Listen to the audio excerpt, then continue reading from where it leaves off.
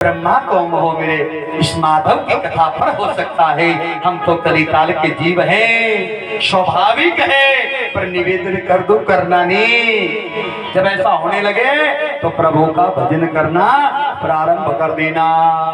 क्या कहना है? प्रभु बस हम आपके हैं, आप हमारे हैं। और मैं तो हर जगह कहता हूँ भगवान भले जितना मर्जी कुछ दे देना, पर अभिमान न आने पाए, घमंड न घुसने पाए, बड़ा खतरनाक है जी। बोलो राधे राधे। और सुखदेव स्वामी कहते हैं राजन ब्रह्मा के मोह को दूर किया। अब वो बछड़े आए हैं ओरिजिनल, और भगवान ने जो अपने शरीर से बनाए शरीर में जजब किए। और ज्यादा क्या कहें, कथा तो बहुत है पर समय बड़ा भारी कम है। इसलिए देखिए मैं आप सभी माताओं का, बहनों का, भाइयों का, बुजुर्गों का, आप सभी का बहुत बहुत हार्दिक स्वागत करता हूं, अभिनंदन भी करता हूं। और प्रधान जी का भी, सबों का, जिन्होंने बहुमूल्य समय, हमारी बहन वाइस चेयरमैन कमलेश जी, बड़ा गर्व होता है मुझे, सच कहता हूँ। हमारे यजमान है शांति जी, आपके साथ है। उनके घर में जब कथा कहने जाते हैं तो कहती है, मैंने कहा जी वो भी हमारे यजमान है। ठाकुर जी कितना नारायण उनके पति का नाम है। बहुत आनंद, बड़ी खुशी मिलती है जब अपना कोई आगे जाता है ना, तो खुशी तो होती है। मैं भी कहता हूँ हमारे यजमानों की बेटी है, लोग गदगद होती है महाराज। इसलिए मैं बहन का बहुत बहुत हार्दिक स्वागत, अभिनंदन करता हूँ। भगवान से प्रार्थना करता हूँ कि प्रधान जी के ऊपर, पूरे परिवार के ऊपर, और इनके पिताजी कितने भावुक है ना, और कितने भगत है। वहाँ साहब जैसे हमारे पिताजी थे, सेम वही डिट्टो कॉपी है। भगवान के 2400 घंटे भजन में, और भगवान को भूलने वाले नहीं है महाराज। भगवान और ज्यादा भक्ति दे, और ज्यादा शक्ति दे। और जितने भी भगत आज कथा पंडाल पे आए हैं, मैं परमात्मा से प्रार्थना करता हूँ आप सभी के घर में अन्न हो, धन हो, दूध हो, पुत्र हो, और सबकी मनोकामना पूर्ण करे मेरे बांके बिहारी बंधुओं।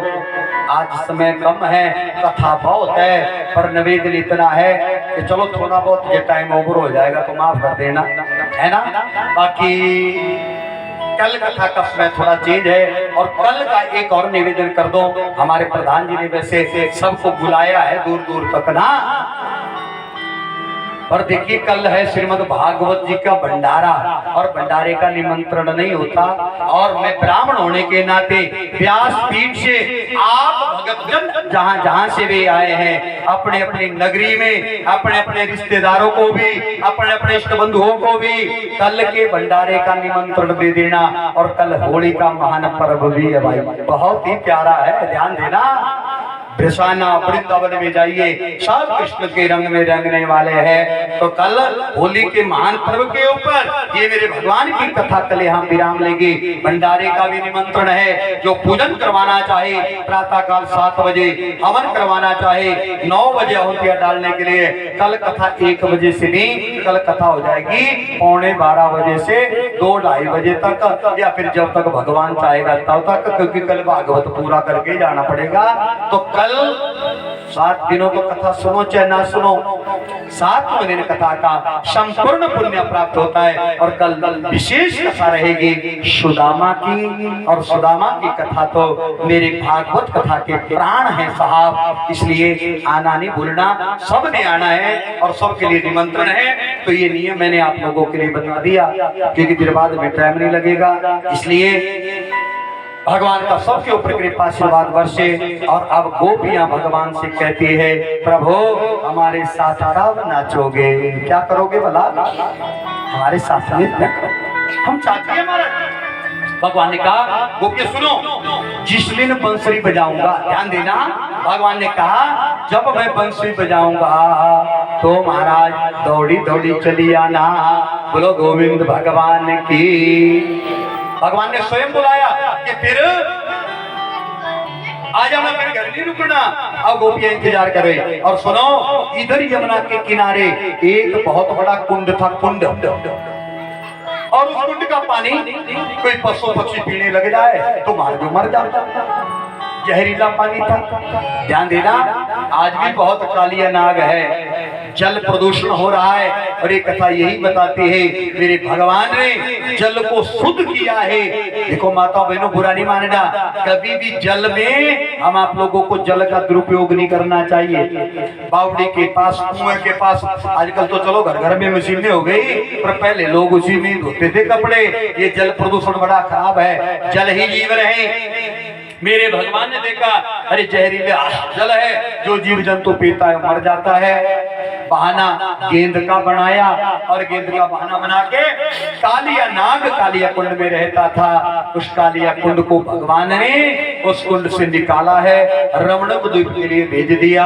बोलो गोविंद भगवान की। जल को शुद्ध कर दिया। शुद्ध करने के बाद अब गोपियां कहती थी कि भगवान कब आएंगे। तो गोपियों ने भी व्रत किया हुआ था एकादशी का, और एकादशी का व्रत की पारणा होती द्वादशी में। और महाराज द्वादशी तिथि को गोपियां भी उठी सवेरे सवेरे 4 बजे तड़के, चलेगी जमुना जी में। और जमुना जी में गोपियों ने क्या किया, अपने वस्त्र उतारे और वस्त्र उतार करके नहाने लगे। बोलो गोविंद भगवान की। बड़ा हौले है। बोलो गोविंद भगवान की। दोनों आंगन पर बस कल के बाद किसने नहीं बुलवाने, कल के बाद लगाना होगा तो जोपी में आ जाना। 8 से 14 तक वहां पर है। बोलो गोविंद भगवान की। फिर भी लगाना होगा तो 15 से 21 के लिए फिर रामसर में आ जाना। और उसके बाद 22 से फिर कुमारवी में। निरंतर प्रभु की कृपा से मेरे भाई बहन हम तो रोज लगाते हैं, पर मैं चाहता हूँ जहां जहां भी जाऊं भगवान के रंग में भक्तों को रंग के आऊं। बोलो गोविंद भगवान की। वैसे जयकारा तो जोर से लगाया करो, है ना। अब गोपियां चलेगी बेचारी, लगी स्नान करने। और भगवान जी को पता लग गया, लोग जो हमारे धर्म से विरुद्ध लोग है ना, दुष्ट आत्मा विधर्मी, वो जी कैसा भगवान है तुम्हारा, गोपियों के कपड़े चुरा लिए उसने। उन दुष्टों को ये पता नहीं उस समय मेरे प्रभु की अवस्था कितनी थी। अरे 5 साल का थी। कितनी थी बोलो? अच्छा 5 साल का बच्चा जानता है कुछ? पहले के बुजुर्ग कहते थे हम तो 10-12 साल तक बस निर्वस्त्री घूमते थे गांव में।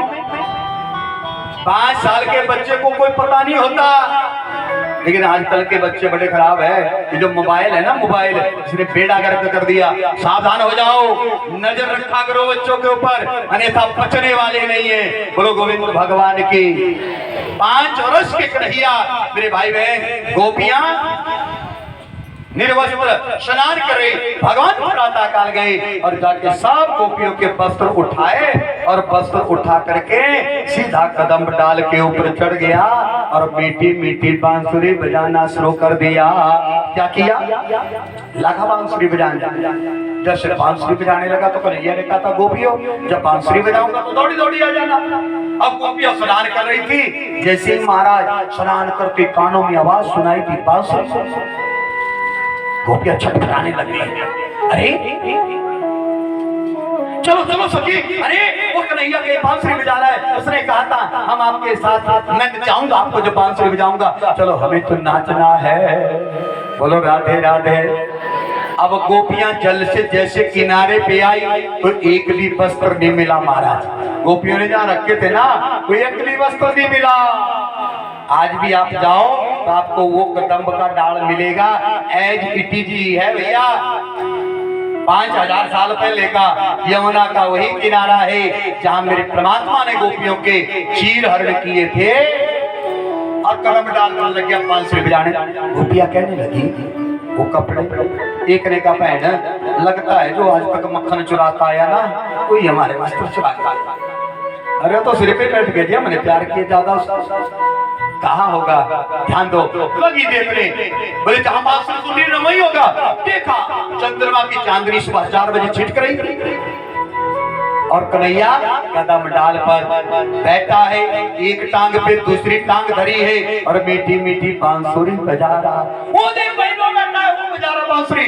बोले वो तो बजा रहा है पर कपड़े तो है नहीं। इतने में ध्यान दिया तो दूसरी टहनी पर वस्त्र भी नजर आ गए। बोलो गोविंद भगवान। लिखा है हरे हरे सब गोपियों के चीर, क्योंकि नंगी नहावण लगी गोपियां यमुना जी के तीर। चीर घाट पर देखे नहीं हुई बहुत दलगीर, देखे चीर कदम्ब पर और दर्शो श्याम शरीर। बोलो राधे राधे राधे राधे। अब लेकिन गोपियों ने देखा श्याम और उसके पास देखे वस्त्र, तो अब गोपियां जल से खड़ी हो क्या जोड़ के कहती है, बोली गोपियां प्रभु चीर फेंक दो। क्या कर दो प्रभु? हे प्रभु हमारे कपड़े फेंक दो। बोली गोपियां प्रभु चीर फेंक दो। बोले प्रभु फिर ना हो ये दलगीर।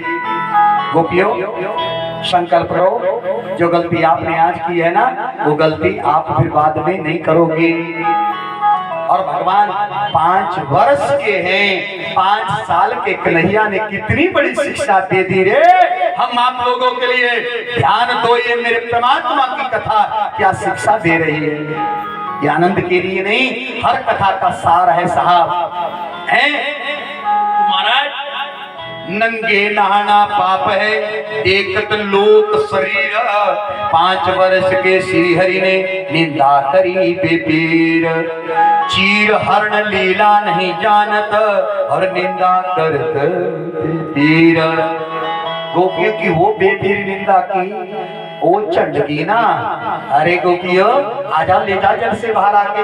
कहा महाराज जल से बाहर कैसे आएंगी, हम निर्वस्त्र हैं, लोग हमारे शरीर को देखेंगे। भगवान ने कहा ओ गोपियों तुम क्या जानती हो, क्या जल के भीतर तुम्हारे शरीर का निरीक्षण कोई नहीं कर रहा? क्या जल के भीतर तुम्हारे शरीर को कोई नहीं देख रहा?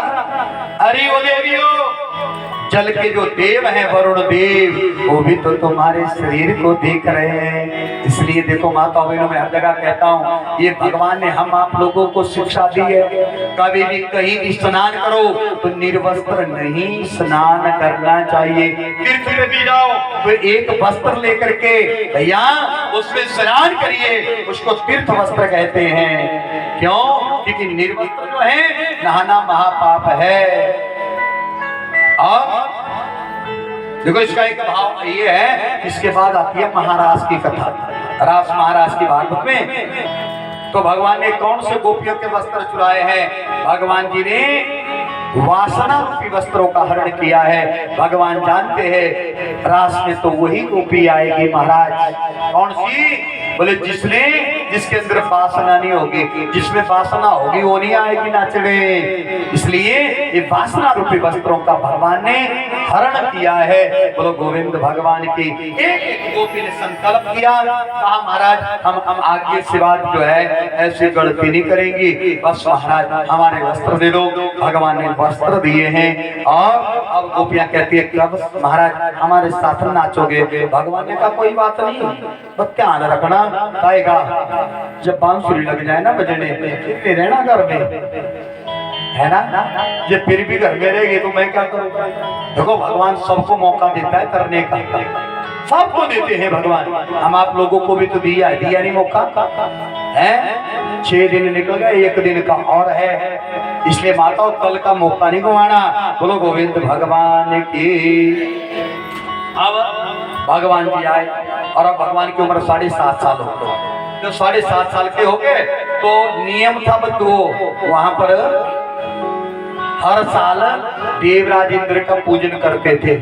ब्रजवासी सारे इकट्ठे होते तो लिया और लेकिन अब भी सब ब्रजवासी अपने घर में भोग बना रहा, प्रसाद तैयार कर रहे हैं और बना रहे। बड़ी खुशबू जैसी आने लगी।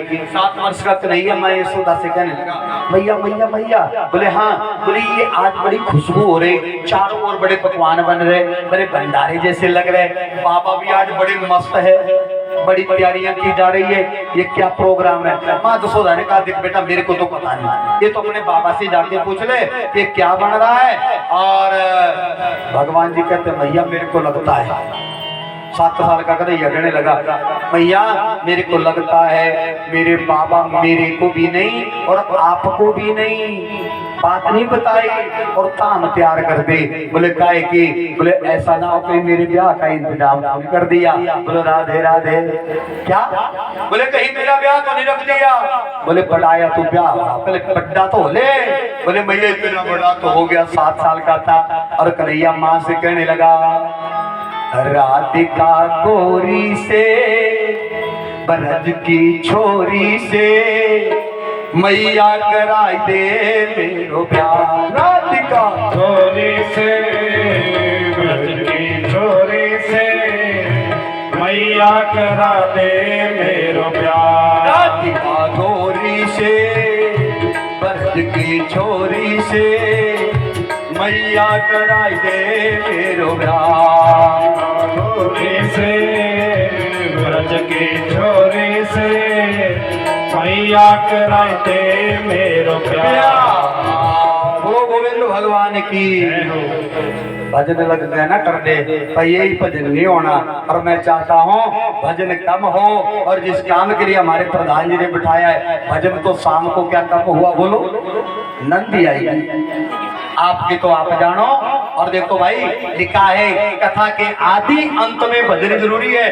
बीच में 2-3 भजन इसलिए हैं इसलिए भला पता जैसे पहले माता दाल बनाती थी ना दाल पहले बनाते तो अब भी है तो पहले दाल बनती थी पतीले में और तुड़का लगा था कड़छी है ना कड़छी में लगना तुड़का दाल होनी पतीले की सब ने खानी पर लोग बीमार नहीं होते थे बोलो होते थे हाँ जी हाँ जी।